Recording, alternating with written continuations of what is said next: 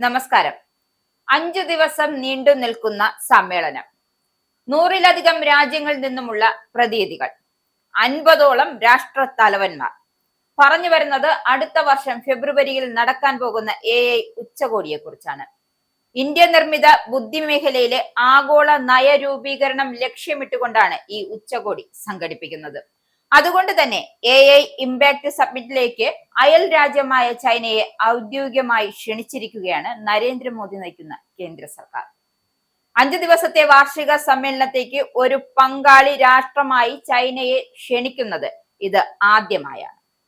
കുറഞ്ഞ ചെലവിൽ AI മോഡലുകൾ വികസിപ്പിക്കുന്ന ചൈനീസ് സാങ്കേതിക വിദ്യകളായ ഡീപ്സീക്ക്, കെൻ എന്നിവ ആഗോളതലത്തിൽ ശ്രദ്ധ നേടുന്ന പശ്ചാത്തലത്തിലാണ് ഇന്ത്യയുടെ ഈ നിർണായക നീക്കം.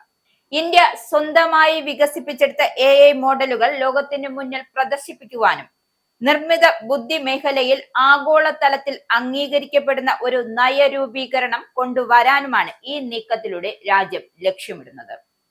ഗ്ലോബൽ സൗത്ത് രാജ്യങ്ങൾക്ക് മുൻഗണന നൽകുന്ന ഒരു ആഗോള AI നയം രൂപീകരിക്കാനാണ് ഈ സബ്മിറ്റിലൂടെ ഇന്ത്യയുടെ ലക്ഷ്യവും.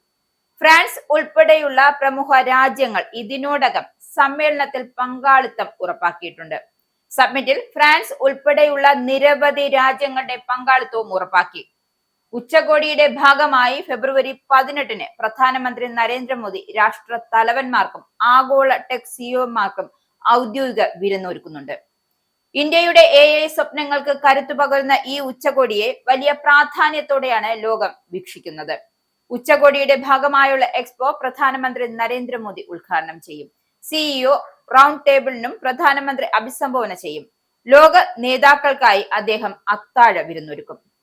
മൈക്രോസോഫ്റ്റ് സ്ഥാപകൻ Bill Gates, DeepMind technologies CEO Demis Hassabis, Anthropic CEO Dario Amodei, Adobe CEO Shantanu Narayen, Salesforce CEO Mark Benioff, Qualcomm CEO Cristiano Amon, FedEx CEO Raj Subramaniam തുടങ്ങിയ പ്രമുഖർ ഉച്ചകോടിക്കെത്തും. 136 രാജ്യങ്ങളിൽ നിന്നായി ഏകദേശം 15,500 പേർ ഇതുവരെ രജിസ്റ്റർ ചെയ്തിട്ടുണ്ട്.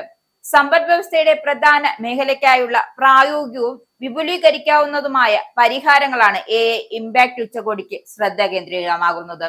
ആരോഗ്യ സംരക്ഷണം, കൃഷി, ഭരണം, വിദ്യാഭ്യാസം, ഉൽപാദനം തുടങ്ങിയ മേഖലകളിൽ AI സാങ്കേതിക വിദ്യകൾ കാര്യമായ നേട്ടങ്ങൾ സമ്മാനിക്കുമെന്ന് ഉറപ്പാക്കുകയാണ് ഉച്ചകോടിയിലെ ലക്ഷ്യമെന്നും വിവരം.